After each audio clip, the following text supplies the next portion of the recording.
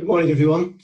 I don't know whether you know, but before I took up golf, one of my favourite hobbies, was fly fishing.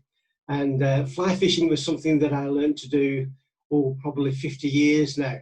We went on holiday with some friends we'd just made in St Helens, where I was a supermarket manager, and we went up to the Isle of Skye, and there we learned to fish. Or should I say, I learned to fish. And it was something that really got hold of me. And for a long time after that, for many, many, many years, fishing became quite my favourite pastime. Of course, one thing led to another. We did a series of fly tying lessons, and here's some of the fruits of that. Some of the lures and flies that I tied way back then. Some of these, the original ones, probably from nearly 50 years ago. It's a fascinating hobby, and one that I've enjoyed over the years. It's been great. So when some friends of mine who I play golf with suggested that we should go and fish together, then it's almost irresistible. And so out came all the gear, and here we are. We're getting it all sorted out, just checking everything through, making sure that the flies are all in good order, that the new tippets have been fastened on to the end of the fly lines, which are an important part of any fly fisherman's gear. And I'm all ready to go. The gear is all sorted. It reminded me that, of course, when Jesus called those first disciples, they were doing exactly what I'm doing now. They were mending their nets. Clearly, they were commercial fishermen, and so it was a much grander scale, and we're talking nets and not little flies like the ones that I'll be using. But they were mending their nets, so they were preparing for another day's fishing. And Jesus came and said, "Follow me, and I will make you fishers of men." And the amazing thing is that they just left their nets, their boats, and they followed him. And I don't read anywhere in Scripture that says that for one moment they regretted that decision. I remember when that call came to me.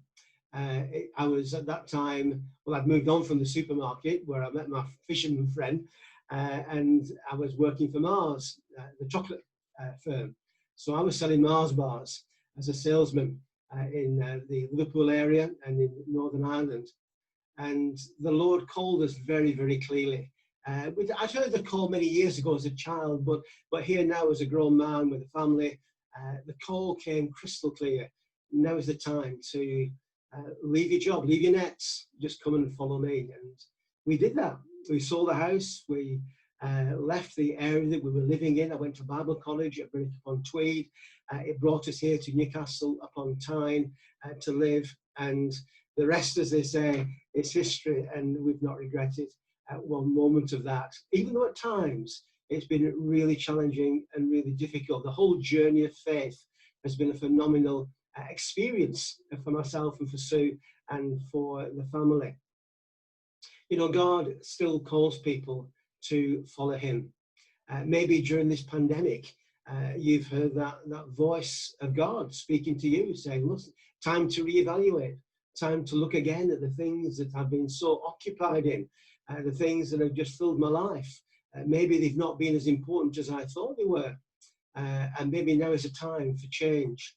And I know that many people have been responding to that particular call of Jesus. And I suppose that's the one remaining question.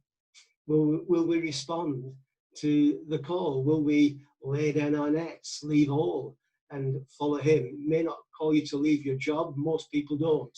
But he does call us to follow him, to trust him in all of life's circumstances. And all I can say is that for me, it's been the best thing that I ever did, just to put God first, to put Christ first. He gave his all that I might live.